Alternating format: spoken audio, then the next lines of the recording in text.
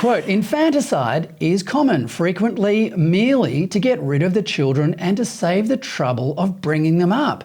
All malformations are put to death, and the natives look upon the deformed or maimed Europeans with the greatest abhorrence and frequently remark, why don't you kill him?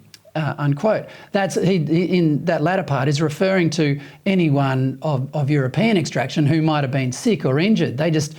The attitude among the Indigenous was, well, you better discard them because they are a liability. That was a problem when they were walking with the tribes, is if you hurt yourself, you had to make the case that you were going to get better.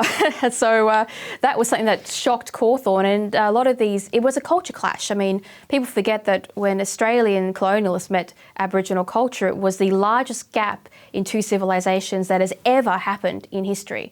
And considering how we ended up coming together as a relatively peaceful and unified nation until the Marxists came along, we actually did extraordinarily well. That's a very good point. Okay, now let's talk about this in relation to the Australian War Memorial. The Memorial's Governing Council has reportedly agreed to include representations of the so-called frontier wars that we were just talking about from the early days of white settlement. Can you call the conflicts between the Indigenous and settlers a war? Well, considering that there was no armed military, there was no opposing foe, it was not actually ever at any stage organised that way, then no, you can't call it an armed force or a militia, and certainly not from the tribes on the other side of it. It was, as we said, a complicated clash of cultures that was almost entirely made between settlers and the groups that they came across, which were either peacefully trading or clashed, depending. So you can't have a war memorial which was put up to honour our servicemen desecrated with not only a fabrication of history, but something that shouldn't be at the war memorial to start with. If you want to go down this path of reinventing Australia's history, please pick a different building.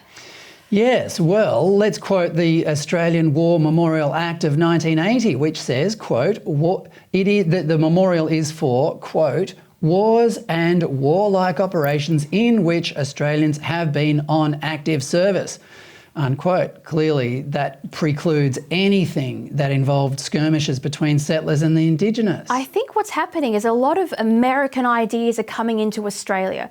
And while there were militia and genuine wars in America with Indigenous people, which the Marxists over there have brought into their Black Lives Matter stuff, that's not an Australian history. That's got nothing to do with how Australia was formed. But they're watching Hollywood movies and seeing this stuff and just sort of importing it into a history, which, let's face it, Fred, our kids have never been taught Australian history properly. I mean, if we were lucky, we got a gold rush chapter in our book. We didn't get to see how we became a nation, and now that's really starting to show. Well, you know, I mean, Captain Arthur Phillip was under instruction to seek amity and peace with the natives and consider them equal before the law. He's the man who founded the colony in 1788. That is, as you say, that is distinctly different to how the United States or America was settled.